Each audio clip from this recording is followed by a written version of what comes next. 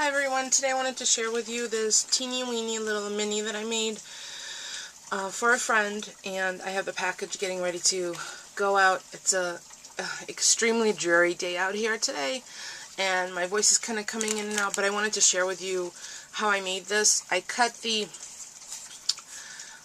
paper with this Sizzix die. It's file folder number 3, and I believe this is still available through sizzix.uk.co website. And for those of you who are overseas in England, Ireland, Scotland, can still take advantage of it. I cut it on craft cardstock, and then I sewed it together using my tinted twine, which is the kite twine that I showed in a video last week. So I put tiny little holes on the edge of the binding of each of the folder with this, I think this is 1/8 of an inch punch, and then I sewed them together with a this wide eye needle. Thank you, Dawn, this came in very useful. Then I adhered the edges for a finished look with a 7 Gypsies tape, both inside and outside. Then I took a piece of Wild Orchid Crafts gorgeous lace. It's a really wide lace. See that? And I used that as the decorative binding. But first I colored it with Lindy Stam Gang's dark chocolate truffle Starburst stain.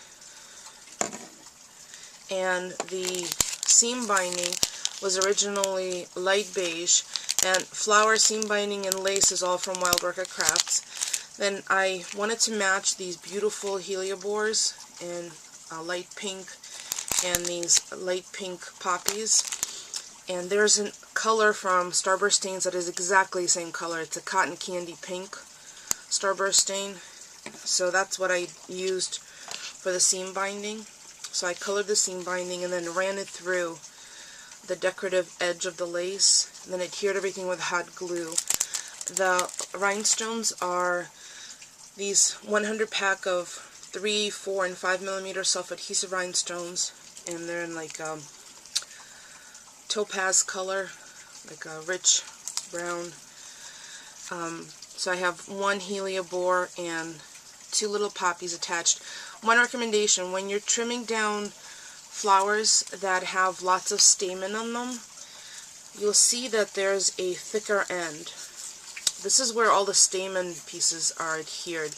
If you cut it too short, these will all start to fall out. So what I did is I trimmed it a little longer. I cut it off at about a little more than ½ an inch, and then bent this with my finger like that. So this is hot glued, and then I ran a tiny little bit of, because I didn't want to add any color, I didn't want to alter the color, a little bit of the iridescent medium, just with a paintbrush on the petals, just like that. And then let me quickly show you the inside. So this is a Tim Holtz little clasp, little binder clip that I put a little bit of the seam binding on, and the interior is bound like that. And I'm leaving this blank because I want my friend to be able to put in whatever she would like. I know she's in a new relationship, and I didn't want to put initials or anything on here. I'll leave that up to her. And this is a girly / masculine album, because I left the natural brown shade of the craft cardstock come through, and it ties very nicely between the browns that I used as the accent colors on the lace. If you have any questions about any of the products that I used, please leave me a comment. I will leave links in the description below for Wild Orchid Crafts and Lindy Stam Gang, where all these products are available. Thanks for watching.